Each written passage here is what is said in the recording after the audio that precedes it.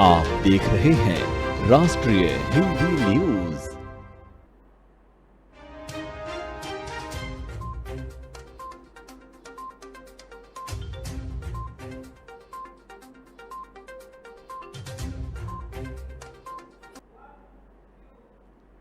नमस्कार, आप देख रहे हैं राष्ट्रीय हिंदी न्यूज और आपके साथ हूं मैं अंजना राठौर।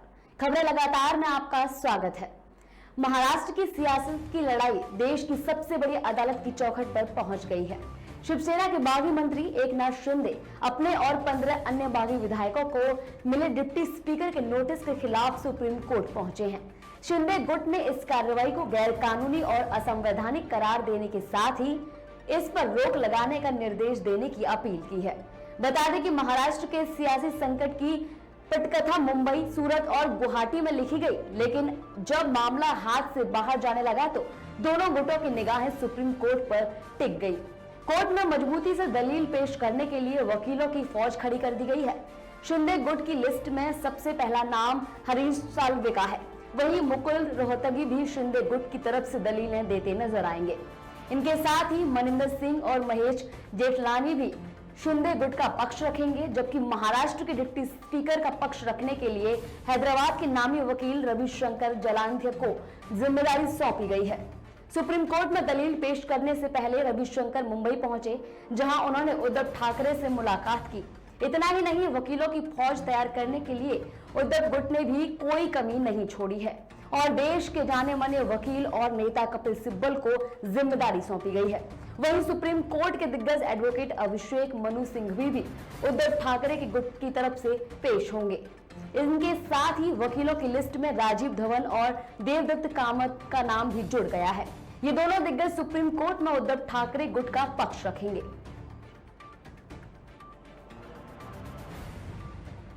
प्रधानमंत्री नरेंद्र मोदी G7 के 48वें शिखर सम्मेलन में शामिल होने के लिए जर्मनी के म्यूनिख पहुंचे हैं। जर्मनी के म्यूनिख में आज उन्होंने होने वाली G7 देशों की बैठक में पीएम मोदी हिस्सा लेने वाले हैं।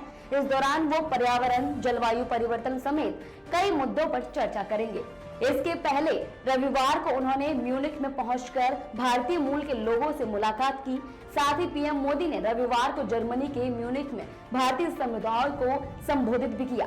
वहीं आज पीएम G7 की बैठक का हिस्सा बनेंगे और G7 देशों के राष्ट्र अध्यक्षों से अलग अलग मुलाकात भी करेंगे। दुनिया की 7 सबसे बड़ी और विकसित अर्थव्यवस्था वाले देशों के संगठन की बैठक में पीएम मोदी वैश्विक पर्यावरण परिवर्तन के साथ ही हो रहे जलवायु परिवर्तन पर चर्चा करेंगे और ऊर्जा को लेकर अपना एक्शन प्लान रखेंगे।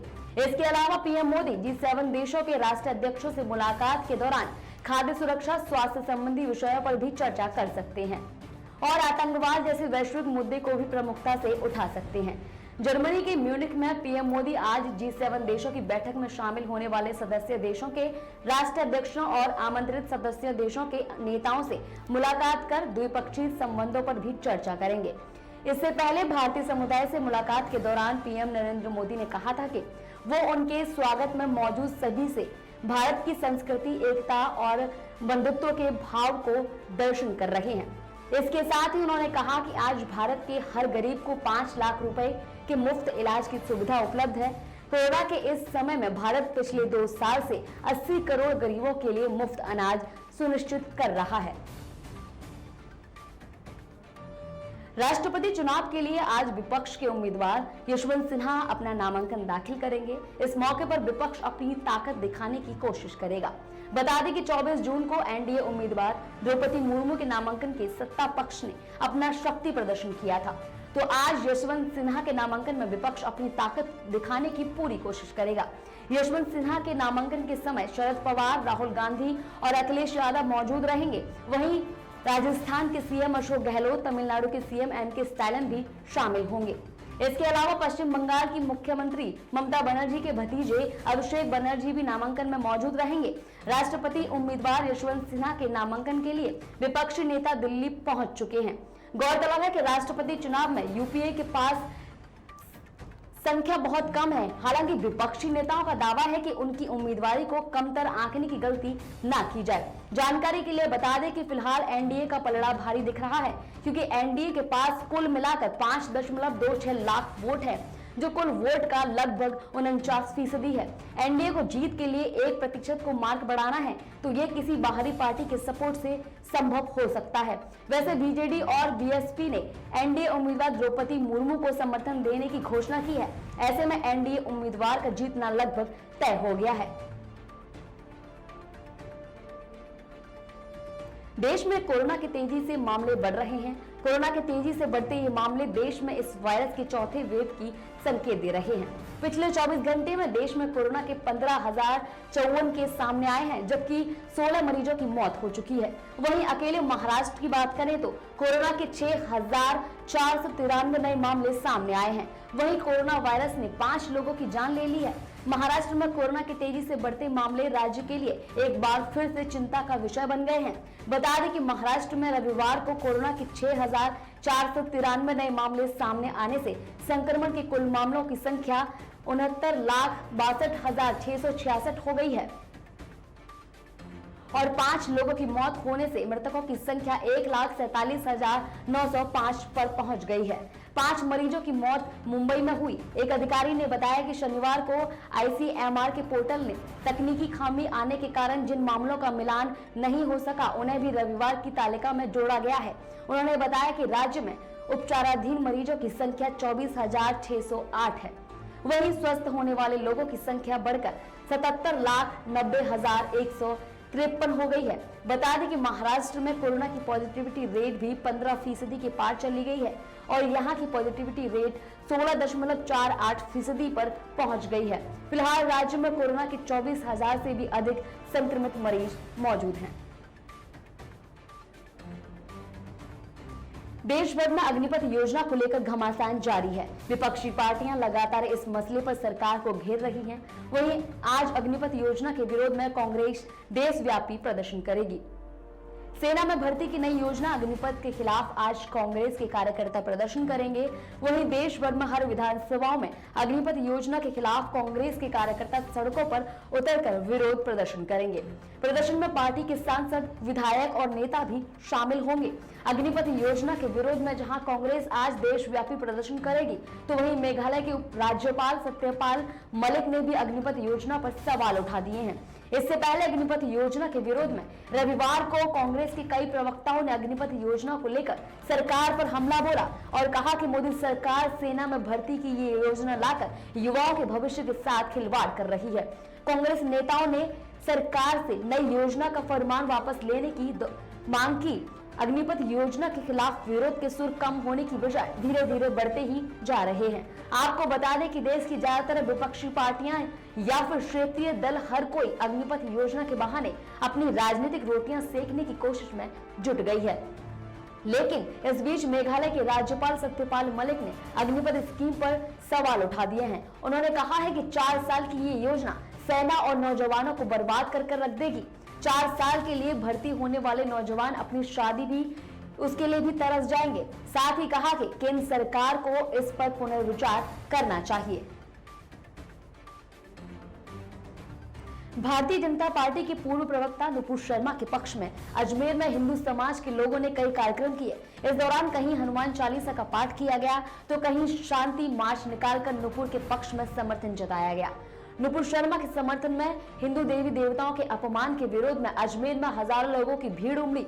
वहीं संख्या में महिलाओं पुरुषों ने जहां नुपुर को लेकर की जा रही बयानबाजी के खिलाफ विरोध जताया तो वहीं हिंदू देवी देवताओं पर आपत्तिजनक टिप्पणी की भी निंदा की।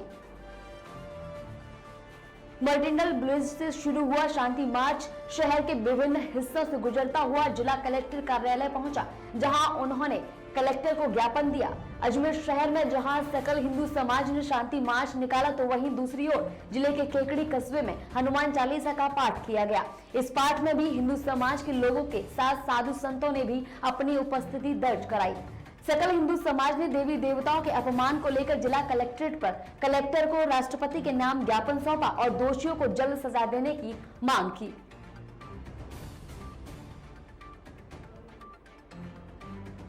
पंजाब की आप सरकार अपना पहला बजट आज पेश करेगी। वित्त मंत्री हरपाल चीमा विधानसभा सेशन के दौरान सरकार का पिटारा खोलेंगे। इस बजट में कोई नया टैक्स नहीं लगाया गया है। इस बारे में वित्त मंत्री पहले भी स्थिति साफ कर चुके हैं। वहीं आपकी हर घर को 300 यूनिट मुफ्त बिजली और 18 साल से बड़ी उम्र की हर महिला को प्रति माह 1,000 रुपए को लेकर भी बजट पर नजर रहेगी। मान सरकार बजट में इसका कोई प्रावधान रखती है या नहीं, विरोधी भी इस पर नजर जमाए हुए हैं। बता दें कि सीएम भगवंत मान की सरकार का बजट पेपरलेस होगा। खुद सीएम ने इसकी घोषणा की थी। सरकार का कहना है कि इससे पंजाब की सरकारी खजाने के 21 लाख रुपए बचेंगे। वहीं 34 टन कागज की भी बचत होगी। इससे करीब 834 पेड़ बचेंगे। गौरतलब है कि पंजाब में सीएम भगवंत मान की सरकार को बने भी अभी 2.5 महीने हुए हैं। सरकार का कामकाज चलाने के लिए सरकार ने अंतरिम बजट पास किया था। 3 महीने का ये अंतरिम बजट 37,120 करोड़ रुपए का था। आजमगढ़ में हुए लोकसभा के उपचुनाव में समाजवादी पार्टी की हार हुई है। सपा उम्मीदवार धर्मेंद्र यादव को बीजेपी के दिनेश लाल यादव ने रहुआ के हाथों शिकस्त झेलनी पड़ी। आजमगढ़ में वोटों की गिनती रविवार को हुई, लेकिन मतगणना से पहले सपा उम्मीदवार धर्मेंद्र यादव की पुलिस कर्मियों से नोकझोंक हुई और उनकी वीडियो वायरल हो गई। दरअसल धर्मेंद्र स्ट्रांग रूम में जाना चाहते थे, लेकिन उन्हें रोक लिया गया। इस पर उन्होंने गुस्से में पुलिसकर्मी से कहा, हाउ कैन यू रोक, आप लोग हमें अंदर क्यों नहीं जाने दे रहे हैं, आप मशीन बदलना चाहते हो। धर्मेंद्र यादव काफी देर तक पुलिसकर्मियों से बहस करते रहे। इस बीच एक पुलिसकर्मी ये भी कहते नजर आए कि आप ऐसे बात नहीं कर सकते। धर्मेंद्र का गुस्सा शांत नहीं हुआ और वो उलझते रहे। सपा उम्मीदवार धर्मेंद्र यादव को अधिकारियों से कहना पड़ा, पहचानते नहीं हो, मैं प्रत्याशी हूं। हालांकि कुछ देर बाद मीडिया से बातचीत में उन्होंने कहा कि स्थिति ठीक है। वहीं सोशल मीडिया पर धर्मेंद्र यादव का यह वीडियो तेजी से वायरल हुआ। बता दें कि रविवार शाम को आए उपचुनाव नतीजे में धर्मेंद्र यादव दूसरे नंबर पर रहे। बीजेपी के दिनेश लाल यादव निरहुआ से उन्हें हार का सामना करना पड़ा।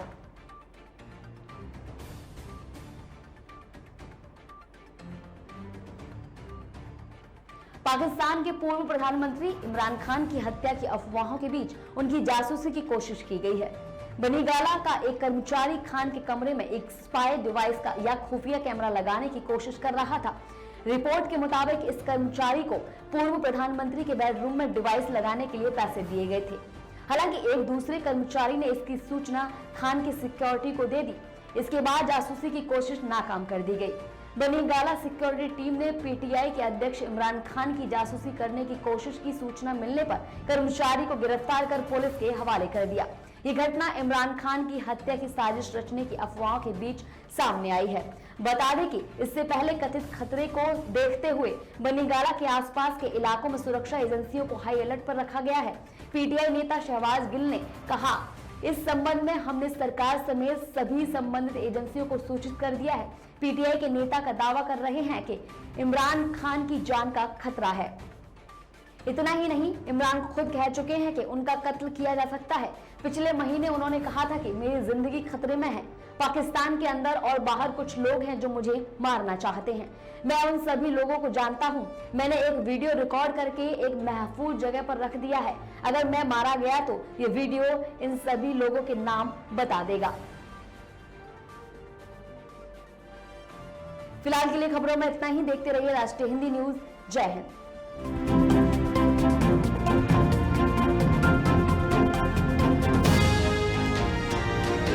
आप देख रहे हैं राष्ट्रीय हिंदी न्यूज।